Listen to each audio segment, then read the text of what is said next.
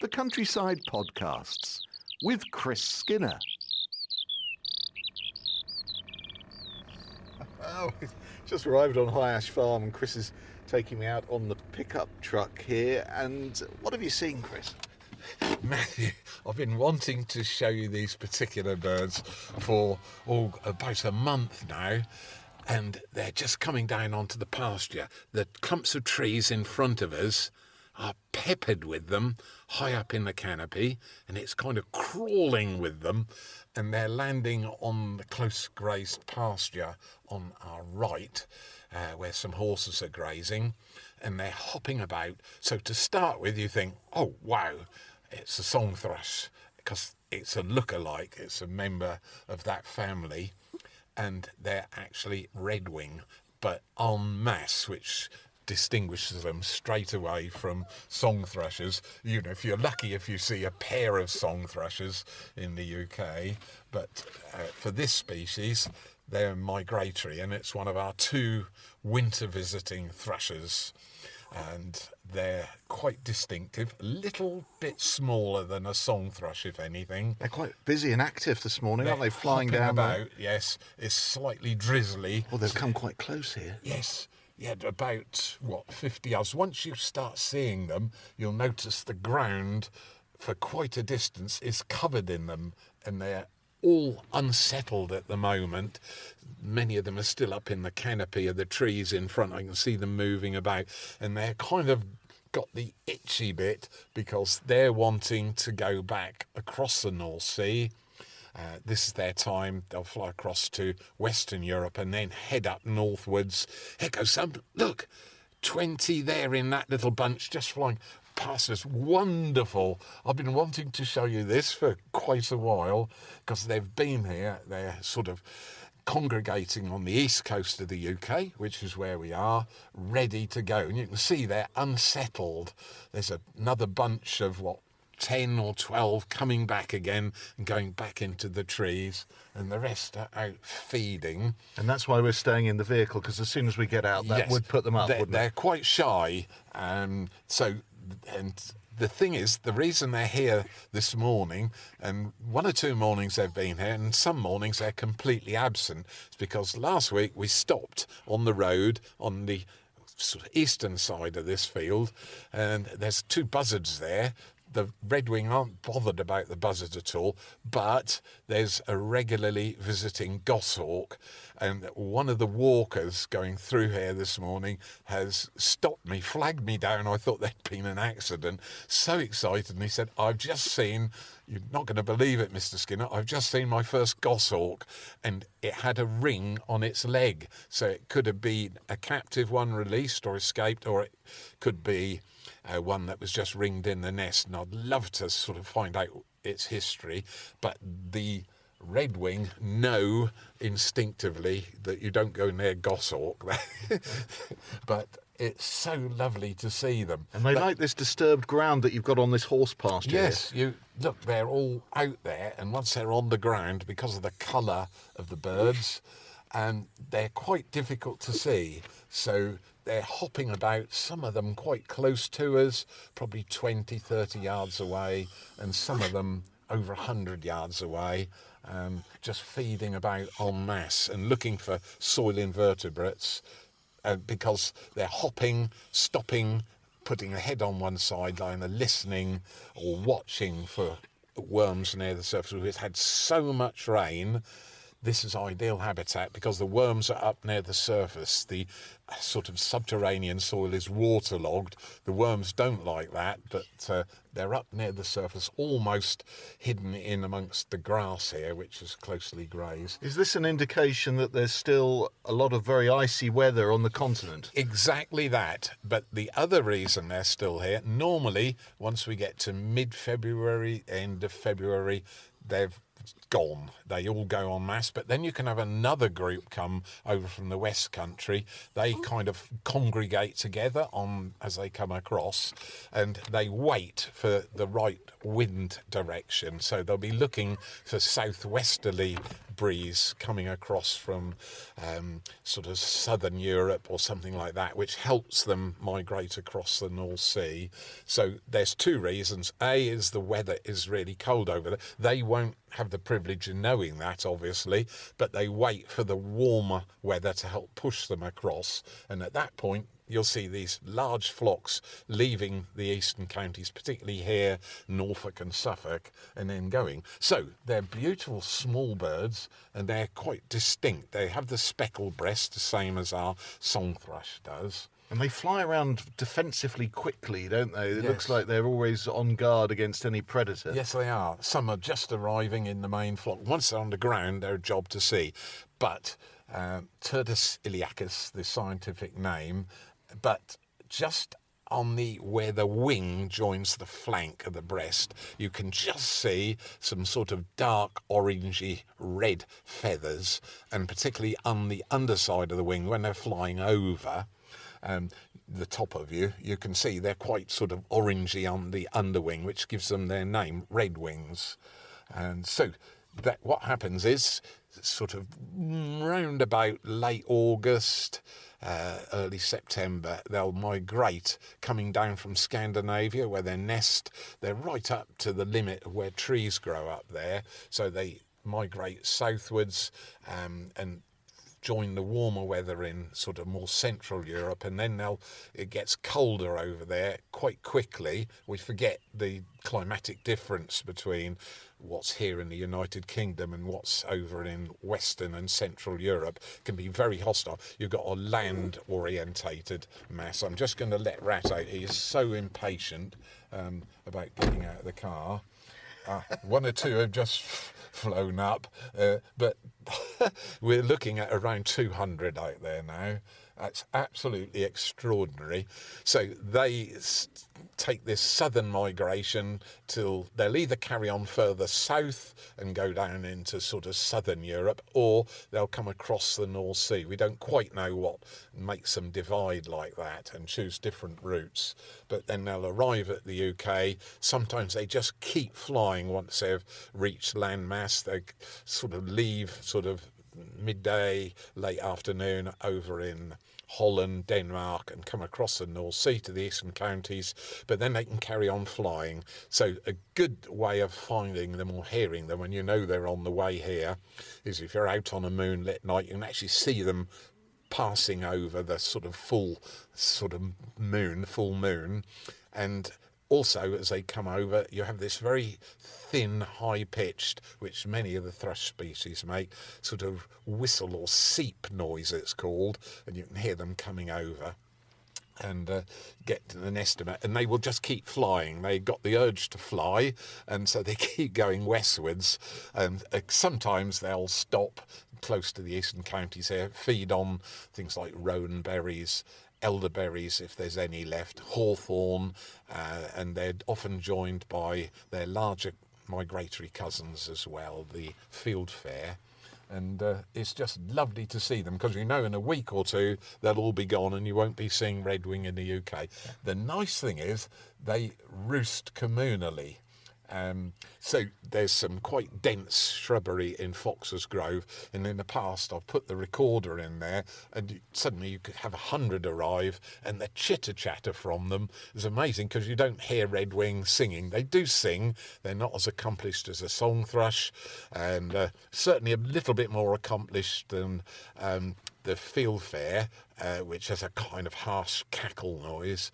The redwings, much more discreet. Oh, some are coming almost beside us. Excellent. I think they're talking to each other this morning as well. Yes, I just heard some. So is Rat.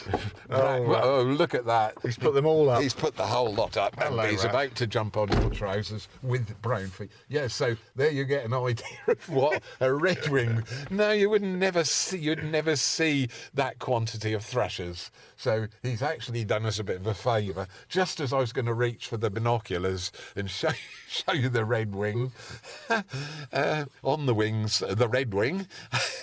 he had to bark in, butt in. I got my hands round his neck now. Rat's the terrible terrier. He absolutely Strikes again. living up to his reputation. But anyway, you've had a wonderful taster. Cracking way to start this week's Countryside podcast off, and they've all gone up into the trees where they originally were.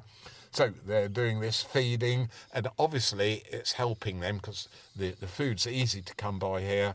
So they're getting on, putting on weight, ready for the migration back again. But the main part is coming up because they're quite early nesters. As soon as the snow's off the ground up there and the ground's a little bit warmer, they can nest in tussocky grass, sometimes in low shrubs, but more often than not, you're getting up towards tundra conditions up there.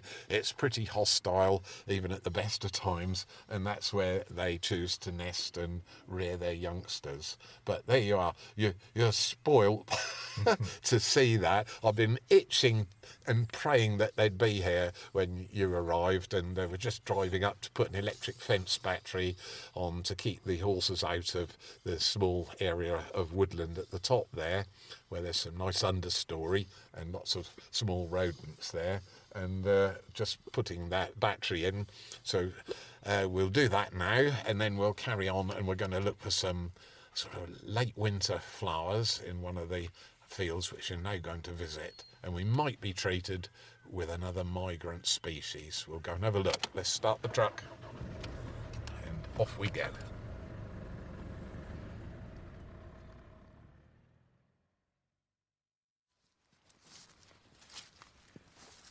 Out of the truck, into the fresh air. Very low cloud again, very gloomy. Not particularly cold though.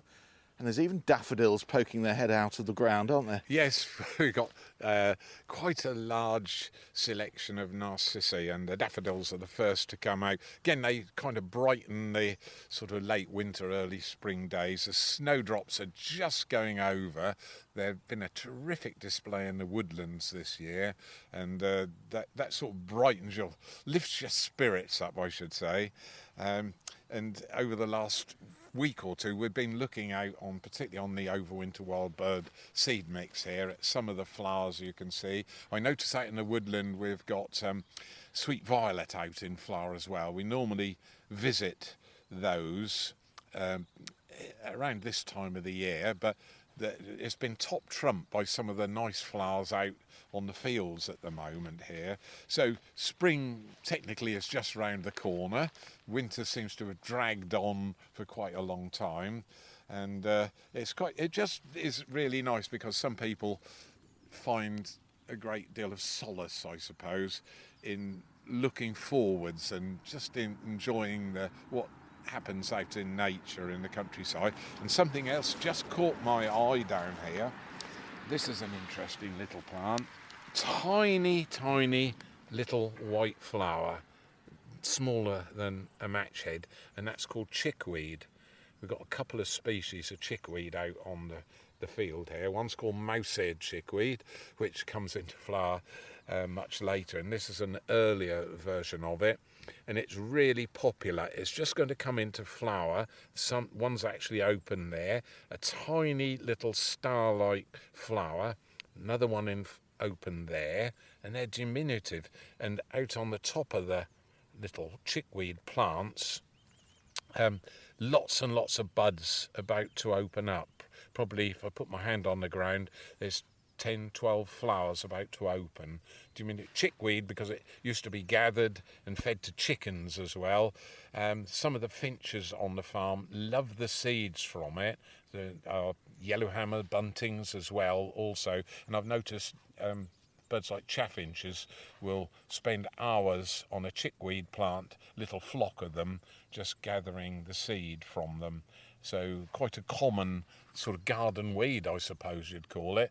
But there's one just on your right knee there, which is particularly beautiful. Wow. There it is, and it's in full flower. That's a different colour flower. Yeah, absolutely. It's bright pink, and it's a member of the mint family. And I will get our local photographer, Laura Cuffin, poor Laura, to come up here. Oh, fingers crossed we can get a little bit of sun on that specimen, because it's absolutely beautiful.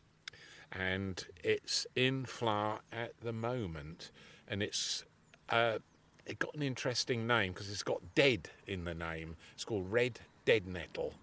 Right, now the dead bit is important because stinging nettles obviously sting.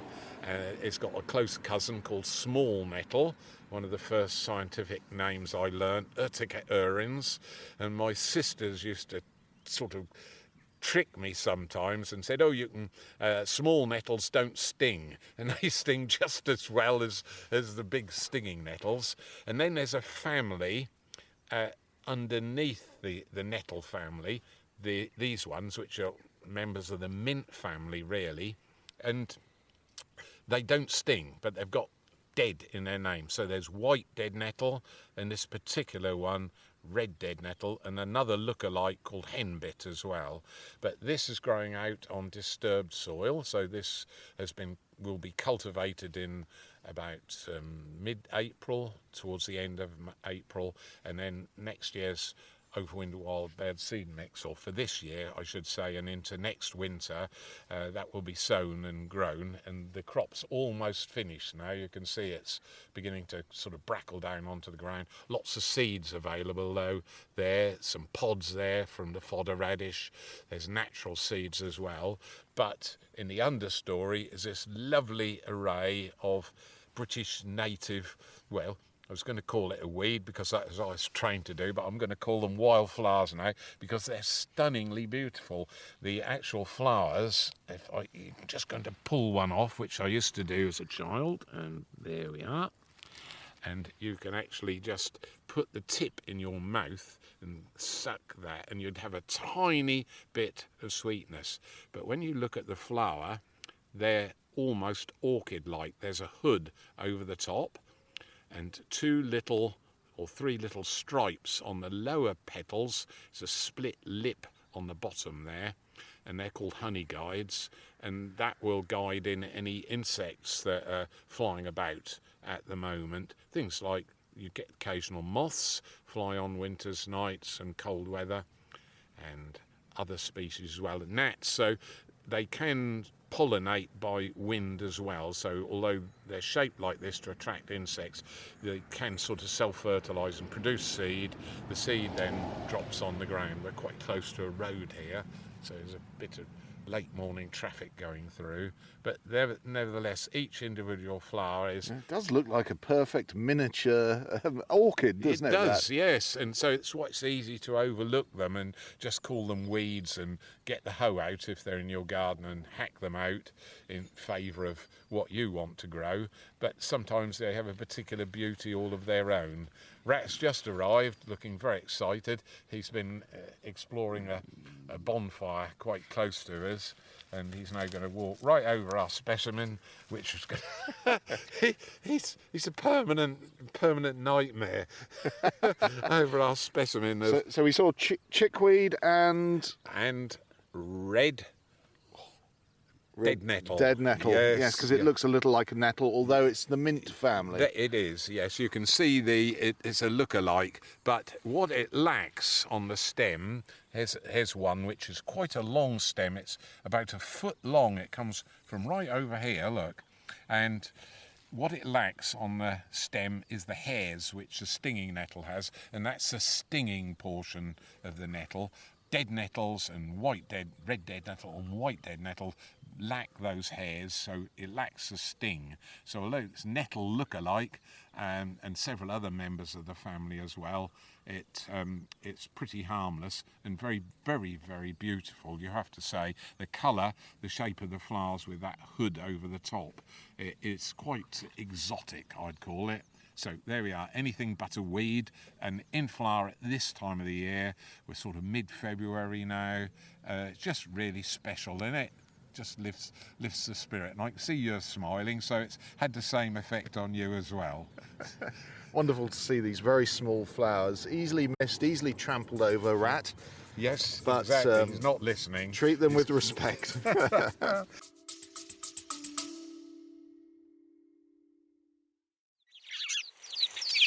Chris, the sound of some of your favourite birds. Matthew, it's one of the success stories for conservation at High Ash Farm. the house sparrows, one of those redless species, declined by 50% or more, and we have over 100 here. It's a huge smile on my face. Chattering sparrows, just one of the sounds that you can hear on the High Ash Farm podcast. But we need a favour. Yes, we do. We're asking for donations and any help that you can give to help keep the podcast going. You can make a monthly or just a one-off payment.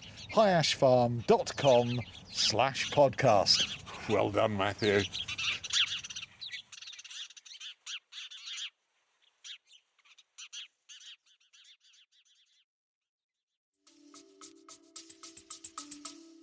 Right, so put the hoe to one side and enjoy what can happen naturally in your garden. It's a good excuse for being a slightly untidy gardener. There we are. You've got permission now.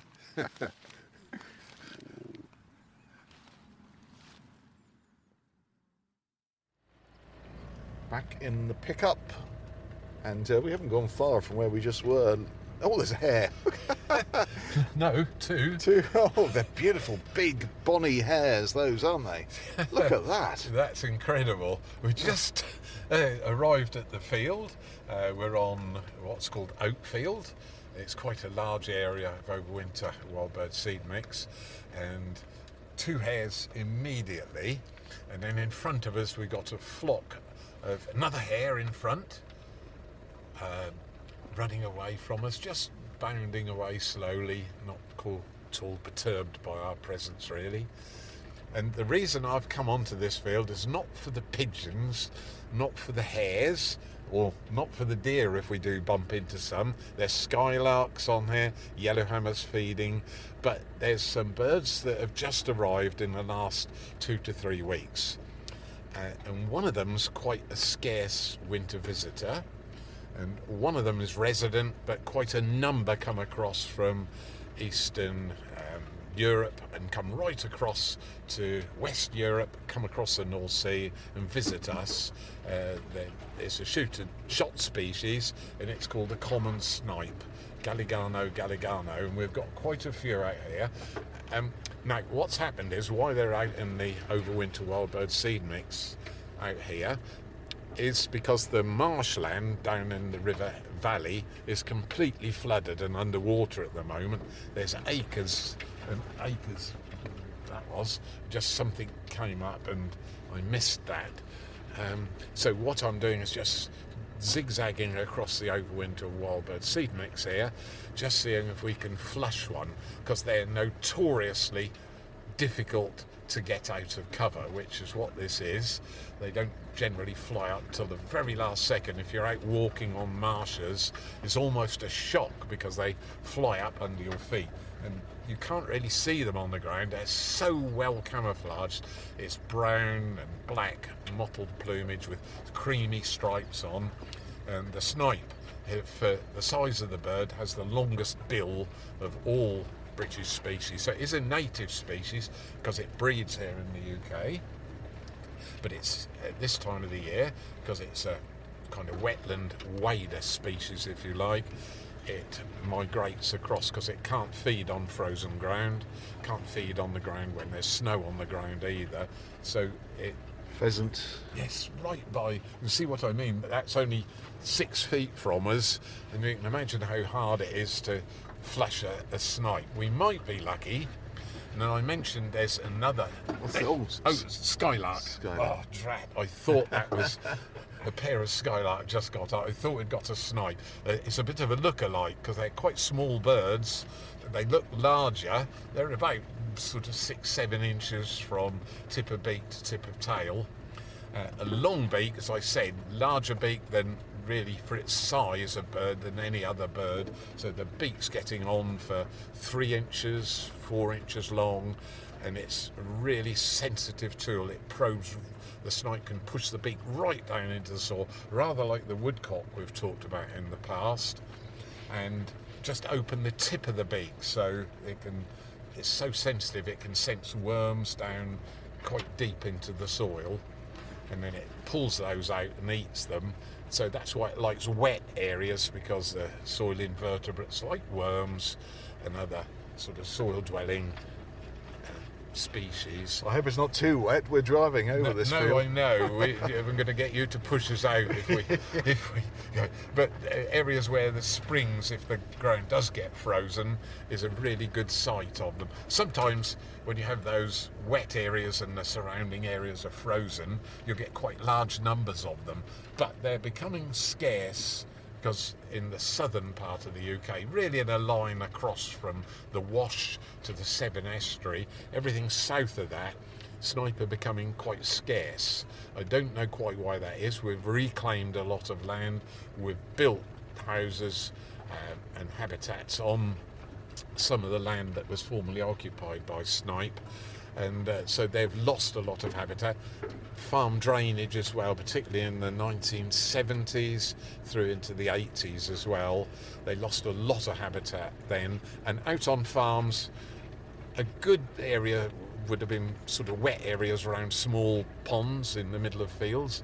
It looks like partridge out in front of us. Don't know if that's an English partridge or a grey partridge. The only native species. We're getting quite close. I hope it's in English. Let's have a look.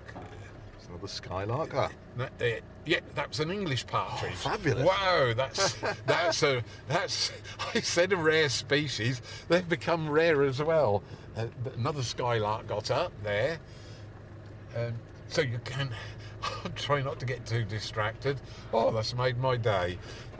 Yeah, well, I mean, because you've told us in the past the English partridge aren't particularly territorial and they'll just roam around. Yes. So you can't say that you've got English No, partridge. I can't, because what's likely to have happened is they're very sight unfaithful. If they get on the wing, they can cross 2, maybe even 3 farms and end up somewhere that's either friendly, which would be High Ash Farm, or hostile. I know it's the end of the shooting season now. Once you get to the 1st of February, grey partridge season's a month longer for shooting, because it starts around about September the 1st, pheasants in October the 1st, so they endure a longer, but they become a red list species. Another skylark got up right beside us. But that wouldn't be a solitary partridge, though. That'd be... Unlikely to be. Because there's a word, isn't there? Covey? Yes, normally when they're bred, you have a male and a female, a cock and a hen. It's the most amazing sort of mating display. The female will chase the male. They're very erect when they run along like that. They're small, dumpy birds. The male has this big sort of liver-coloured heart on its breast and bright orange cheeks. And then suddenly some sort of sign happens and they swap roles, and then the male will chase the female, and this carries on and it makes the pair bond. Ground nesting birds, but it's become quite a serious threatened species, red list species, and so that was really lovely to see that. I could tell it wasn't a French partridge, which is the introduced species. They're now really common because it was lacking the bars. Hen pheasant just flew up, lacking the bars on the breast, and the English partridge has a very distinctive sort of critchy call, and I have recorded it in the past. So really lovely to see, but we're still zigzagging the field looking for today's real quarry, which will be a snipe or another skylark just got up, a snipe or a jack snipe. And the jack snipe I didn't talk about much. It's a diminutive little bird. That one has been taken off the quarry list because it is quite scarce. It's not a resident breeding UK bird. It breeds on the continent. Cock pheasant just got up. Out of the pheasant, out of the cover here. Looks a nice plump example, that one. I knew you'd say that. Yes, it's not the shooting season, so those that have survived get through to next year, hopefully now. So the jack snipe arrives, and they're really difficult to flush. I used to harvest sugar beet here at the farm, and occasionally I'd have to get out of the tractor because jack snipe would be in front in between the sugar beet rows, and it just wouldn't fly out of the way, so I'd have to get up and clap my hands and get it to fly away. And about 6 inches from tip of beak to tail. Chinese water deer there, Bounding up the hill. yes. Anyway, we're getting close to the end of the field now, and we haven't managed to flush a snipe. Well, but not to say we've seen English partridge. Yes, I have. Yeah, that's a real bonus. But when I get bee in my bonnet about trying to find something, I'm a bit like Rat the Terrier. I don't let go easily. But I think we're going to be out of luck because we're almost out of territory. But they're here in quite large numbers. There perhaps be a dozen on this large field, and they've had to desert the river valley down there because the water's too deep down there. So that's what's happened. They've come here, and quite a lot of them have come across the North Sea, and they will go back again. I didn't mention the snipe's got long sort of stripes going from almost the beak to the back of the head, and the woodcock is slightly different, having the stripes going across the head. But a little group of snipe is called a wisp, which is quite nice. So when you have these wet areas where springs happen, you get 4 or 5 flying up together, and that's called a wisp of snipe. And they have this, rather like the woodcock, they have this jinxing flight, ground nesting birds, sort of 4 eggs in the nest usually, about 20 days to incubate. Just looking round, because Rat's head suddenly swung round, but there was another hare just got up. So really lovely to sort of see them here at the farm. And normally we'd have to visit the wet area here at High Ash. We have got our own bog, but it's so wet down there, we'd both kind of disappear to our knees in black oozing mud, and I'll spare you that indignity this morning. But yeah, so we're just about out of territory we can scan, and typical of them, they're really different. Whereas if I was walking through with perhaps Rat ambling round occasionally each evening, we usually put 1 or 2 up, and it's lovely to see them jinx off like that.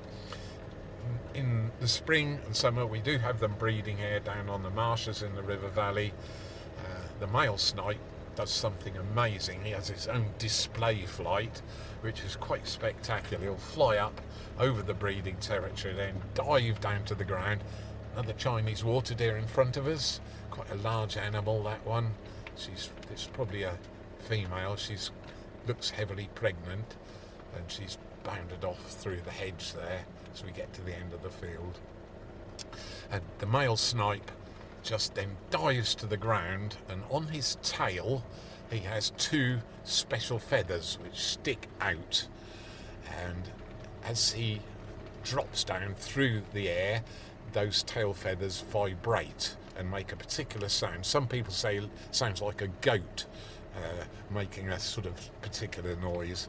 It's a really strange sound. It's called drumming, and it goes like that as it drops down, and everybody thought it was a sound that the snipe was making until about the mid 1800s, when somebody caught a snipe. It had been killed, put the 2 tail feathers in a cork, and in front of quite an elite audience of ornithologists, he swung it round his head and managed to replicate the sound artificially.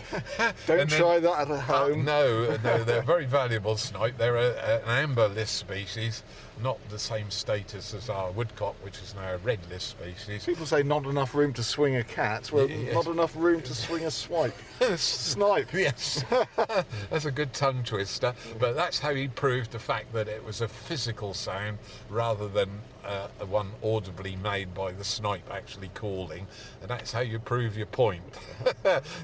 Apparently it was a wine cork from a club, an Italian club they were all eating in, and he demonstrated the fact that drumming is produced by the outer tail feathers of the snipe. You couldn't make it up.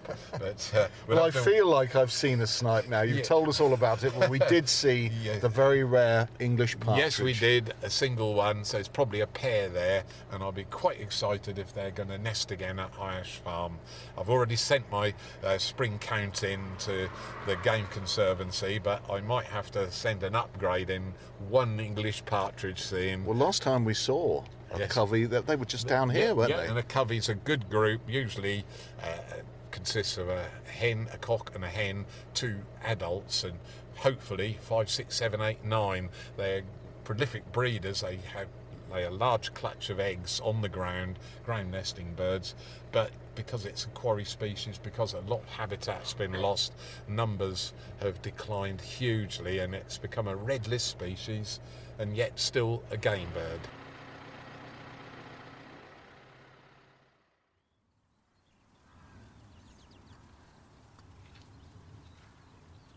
Just stop and listen, Chris. There's quite a few birds you can hear this morning, isn't there? Which is a very encouraging sign towards spring. Yes, there's skylark have started singing, and so that's always nice. It's very uplifting.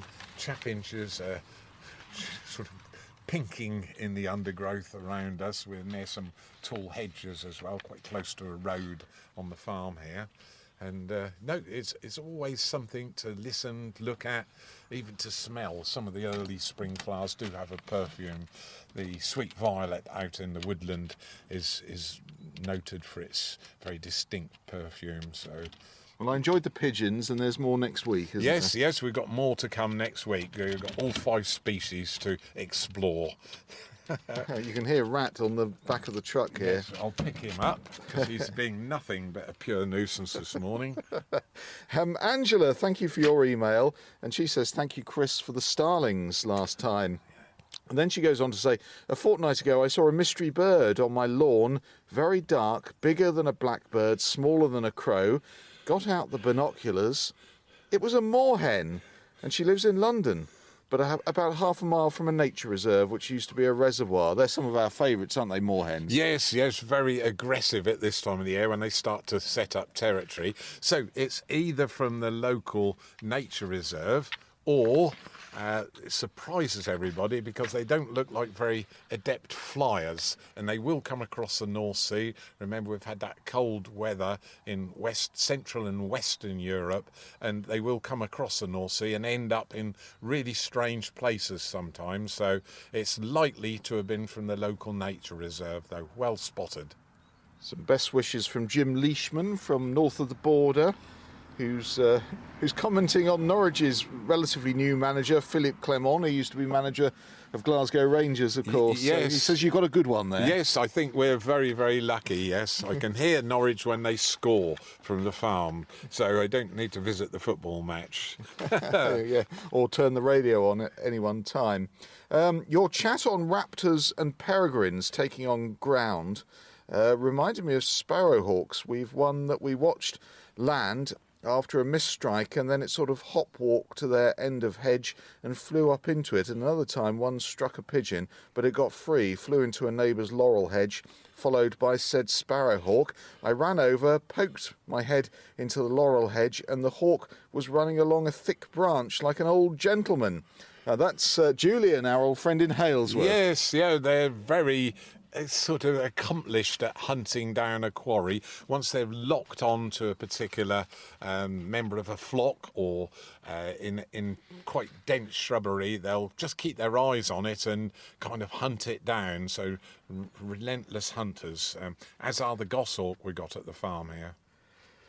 Now, Simon and Lindsay have sent an email about the badgers chat that we had last week, and Simon says he was delighted and fascinated by this week's podcast, the report about the new badger set on the farm, which is just about within, Yes. the woodland is within sight yes. of where we're standing here. You mentioned the phrase bald as a badger, Yes. and then looked at me, which is lovely. Simon says, I think it's from the Old English word bald, meaning white. So bald with an E on the end. Yes. That means white, says Simon, so I guess it refers to the white stripe on their face. That's a strong possibility. And I've also received this morning another email which gives us another explanation altogether, because badgers used to be hunted or shot or trapped and killed and then shaved completely, because it's meant to be the best shaving brushes you can get. And after all the hair had been removed, literally they'd be called bald as a badger for the shaving brushes. So yeah, I think I prefer the first one with the white stripe as a sort of more tolerant explanation.